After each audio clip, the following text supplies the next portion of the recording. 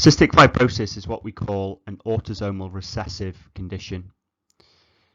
Now, we know all the cells of the body are diploid, the somatic cells of the body are diploid, and that means the nucleus inside each of these body cells has 23 different types of chromosome, but there's 2 copies of each chromosome. So we have 46 chromosomes inside the nucleus of a somatic cell. Now, of the 23 different types of chromosomes, one of them is a sex chromosome. Now, because we are diploid, a female will have 2 X chromosomes and a male will have an X and a Y chromosome. Now, the other 22 chromosomes of the 23 are what we call autosomes. So, autosomes are non-sex chromosomes. So, they're the chromosomes minus the sex chromosomes. That's an autosome. Now we know recessive means that 2 copies of the mutant allele have to be inherited from both parents. So for example, we know the gene, the mutant allele that causes cystic fibrosis is on chromosome 7. So inside the nucleus of each cell of the body, there's 2 chromosome 7s, one from the mum, one from the dad. And at a certain locus, this mutant allele will be located. So there's one on the paternal chromosome 7 and one mutant allele on the maternal chromosome 7. Now, all the cells of the body have these 2 mutant alleles, but only certain cells express certain genes to make them a certain cell type. So the cells that normally express this cystic fibrosis protein, well, in a healthy person, they'll express the healthy protein, and in someone with CF, they'll express the non-functioning protein. They're cells that line the trachea, the bronchi, so on this picture in green, and the smaller tubes called the bronchioles that lead down to the alveoli. Now, these cells that line the trachea, the bronchi, and the bronchioles are called columnar. So we can put this in here, columnar ciliated epithelium. So these cells that line the trachea, the bronchi, the bronchioles are columnar ciliated epithelium. Now we know they're ciliated, and that helps to waft mucus normally against the flow of air to trap any microorganisms.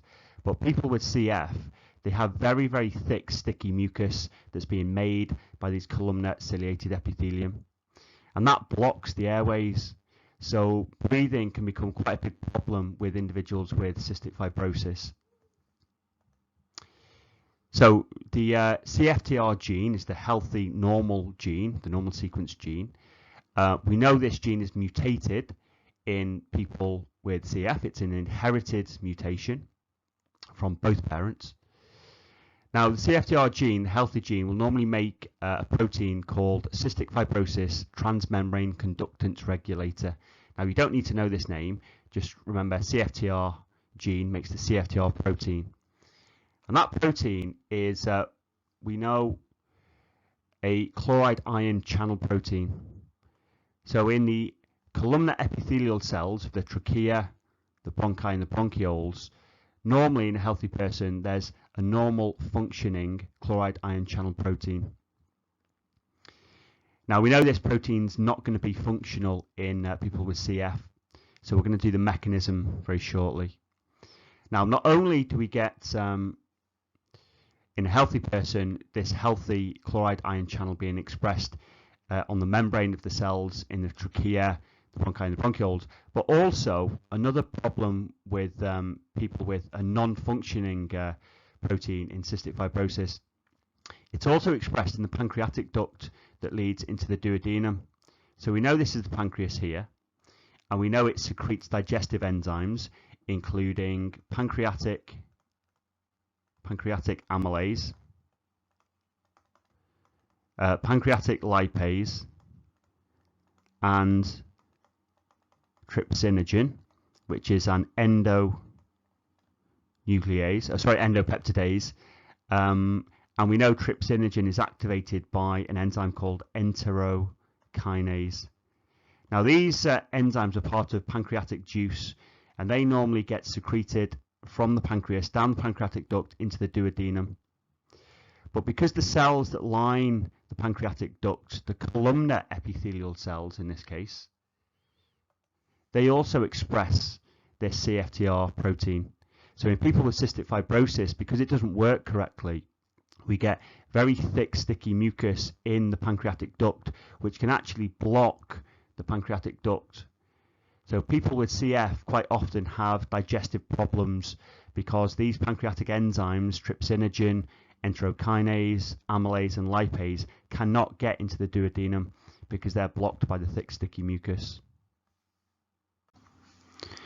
So we can start to look at the inheritance of cystic fibrosis in different individuals. Now we've got a genetic cross here, so we know the condition is autosomal recessive. So we know the mutant allele will be found on chromosome 7.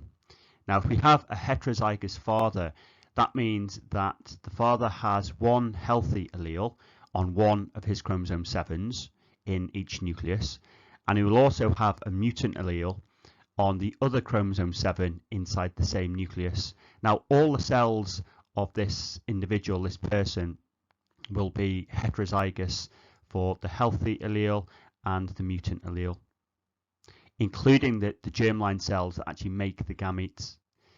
Now the mother is also heterozygous for the mutant allele, so all her cells will have a nucleus with one healthy allele on chromosome 7 and one mutant allele on the other chromosome 7. And it's the same for the mother. Her germline cells that make her gametes will also have one healthy allele and one mutant allele.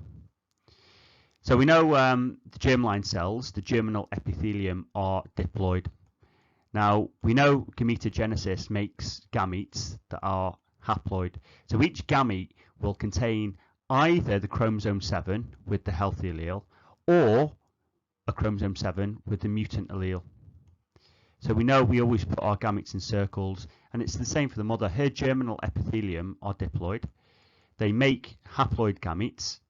So each of the gametes has one chromosome 7, not two.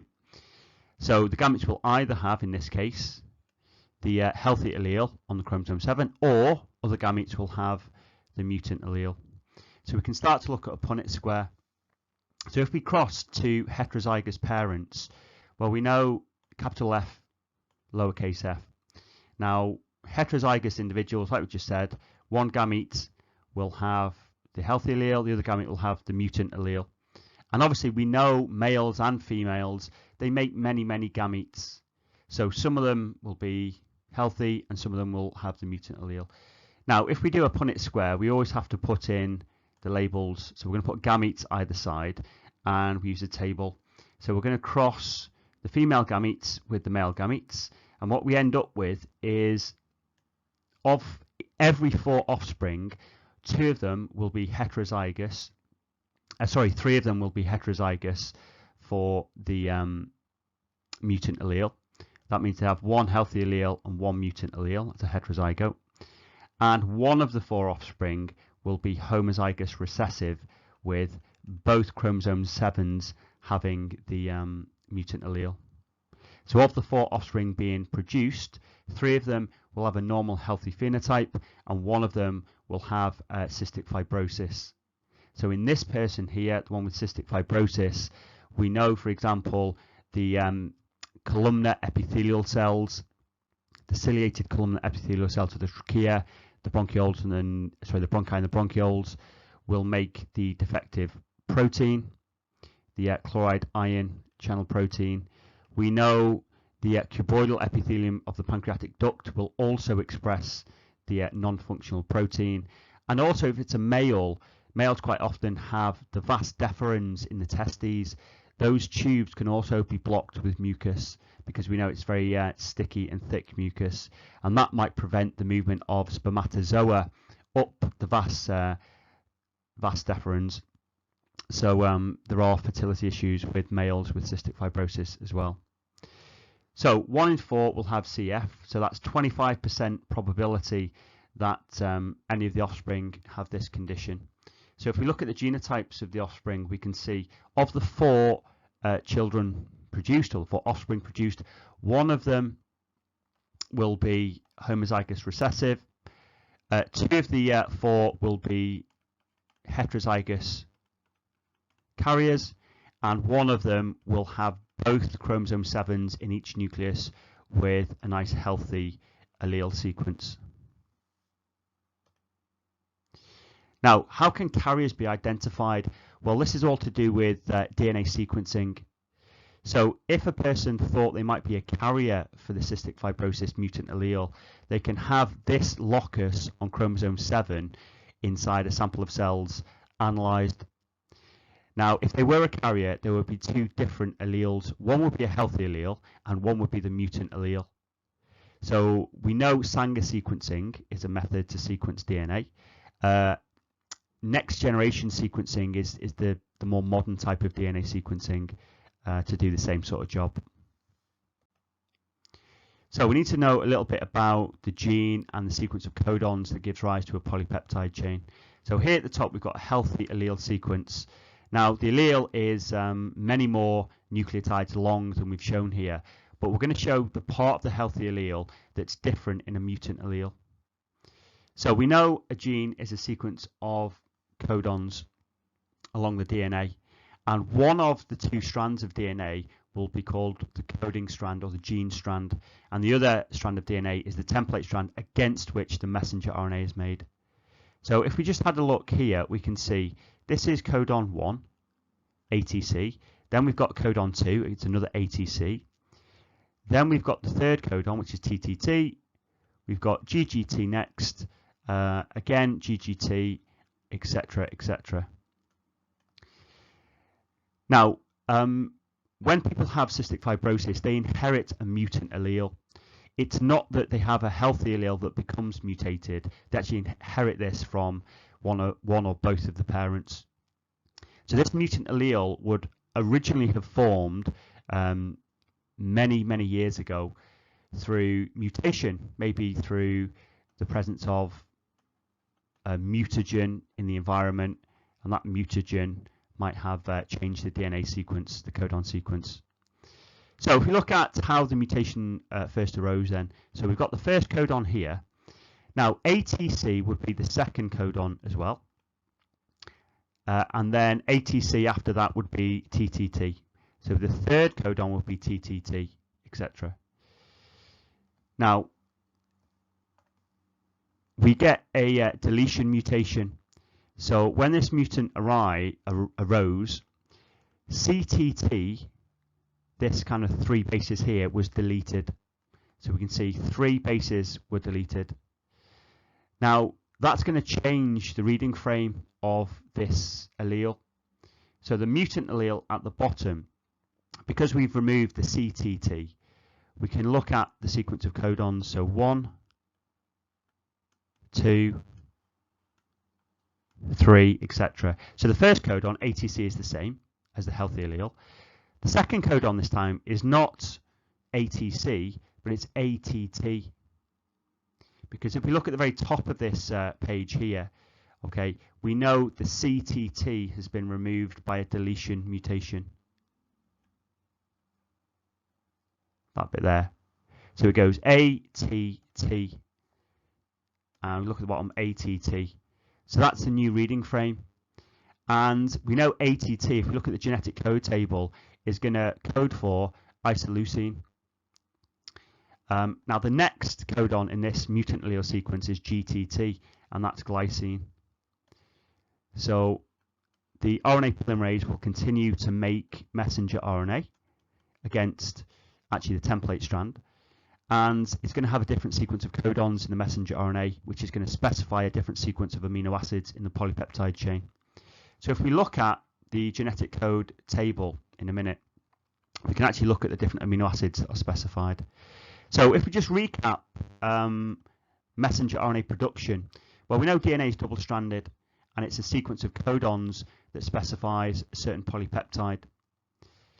Now, even though the coding strand has the gene sequence, the messenger RNA is made against the template strand, so the opposite strand to the coding strand. So here, if messenger RNA was made using the enzyme RNA, so we're going to put in RNA polymerase.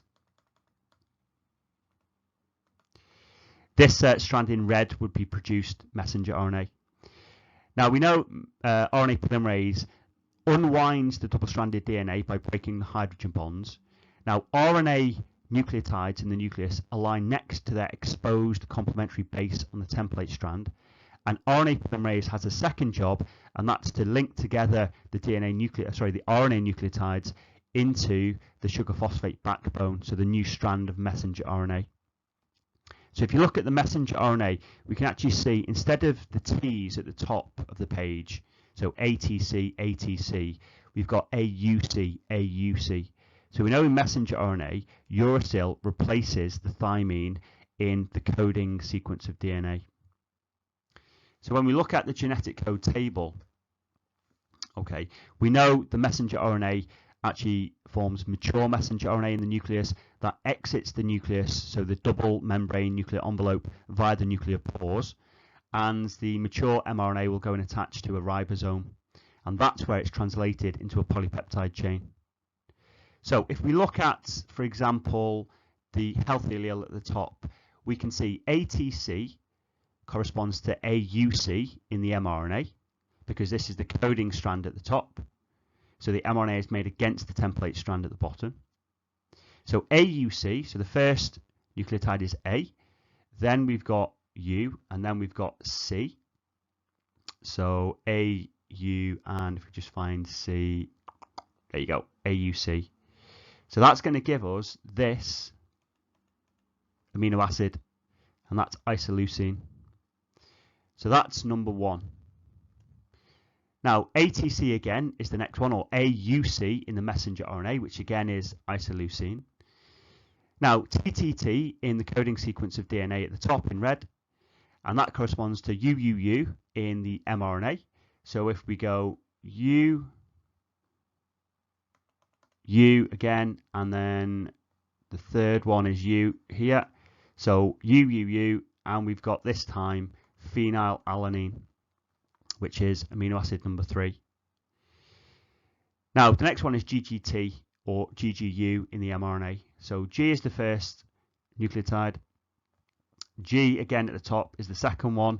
And then we've got GGG, so it's this one here at the bottom, and that's glycine. So the fourth amino acid would be glycine. Now, we know in the mutant allele, we've got ATC as the first codon, which is isoleucine. We've got ATT as the second codon. So in the mRNA, we're going to have AUU. So if we look at AUU, we can see A here. Then we've got U at the top, and then another U. So we go AUU. And that's isoleucine. Now, the next one is GGT, and we know that's glycine. So in the mutant allele, the protein that's expressed from this mutant allele has isoleucine, isoleucine, glycine, valine, and serine, as well as the rest of the amino acids. And that's different to the healthy allele that gives rise to the healthy protein, because the healthy protein has a phenylalanine amino acid in the polypeptide chain. Now, that single amino acid change can actually affect the folding of the polypeptide chain. Now, the secondary alpha helix structure will normally fold into a globular tertiary structure with a certain shape, and it's the shape that determines the function of the protein. So if the shape and the folding of the protein is not correct, then the function of that protein is unlikely to be correct as well.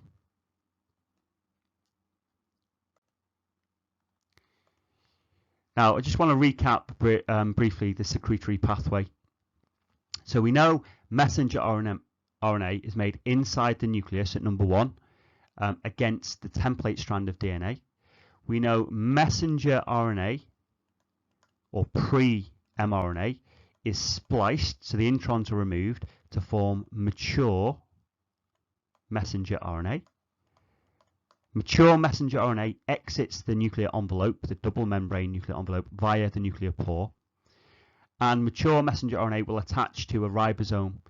Now, in this case, the ribosome is going to be attached to the outside of the rough endoplasmic reticulum, because the polypeptide chain that is made is going to be transported through the cell inside the cisternae of the rough ER. So any protein that's destined for the cell membrane or to be secreted from the cell will be made at ribosomes or translated at ribosomes attached to the outside of the rough ER. The polypeptide chain transports inside the flattened sacs or cisternae of the rough ER.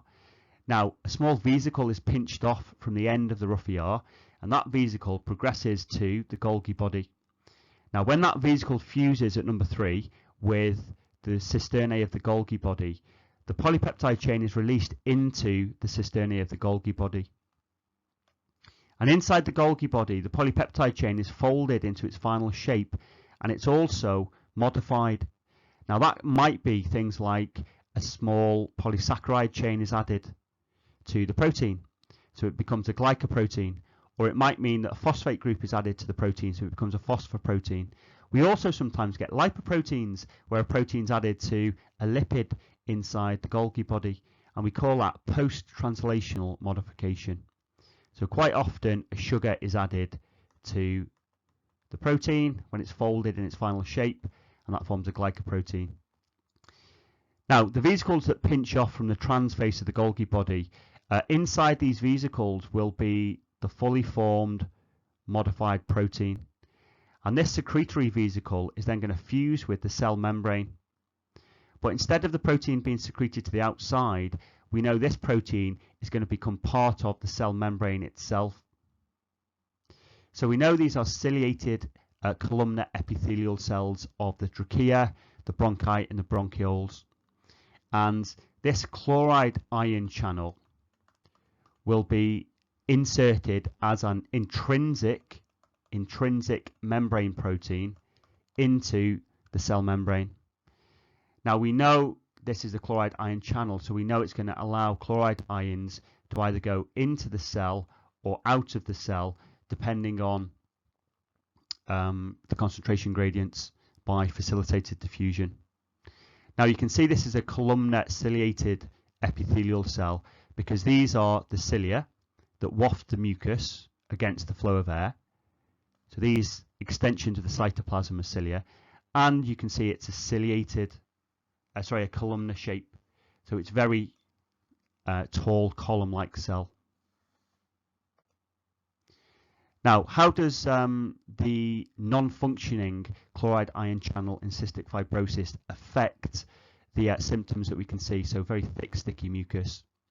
Well, the healthy chloride ion channel protein, like this one over here on the left, we know it allows chloride ions to move out of the columnar epithelial cells by facilitated diffusion. Now, we've got these chloride ions at higher concentrations inside the cell, and they move towards the lower concentration on the outside. Now, when the chloride ions accumulate on the outside of the cell, that lowers the water potential outside the cell. So it allows water to move by osmosis from a less negative water potential to a more negative water potential, down a water potential gradient by osmosis. So we're going to put osmosis.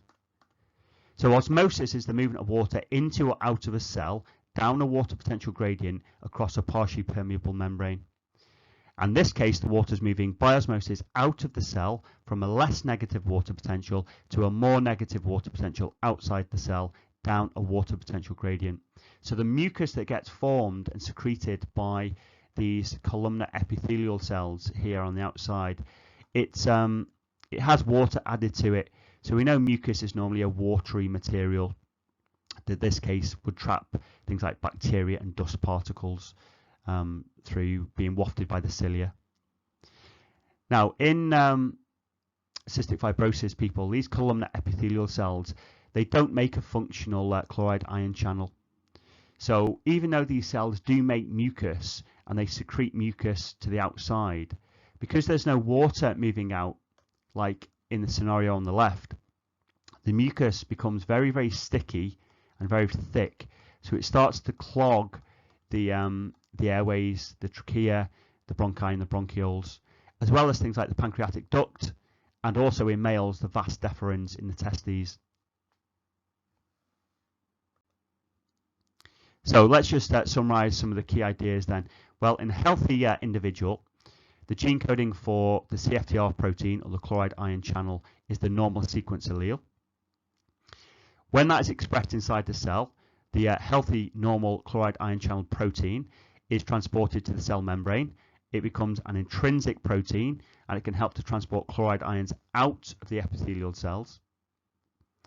That allows the movement of water out of the cells down a water potential gradient by osmosis. It allows the mucus to become more watery, and that means that it doesn't cause any problems. It's not sticky, it's much more dilute.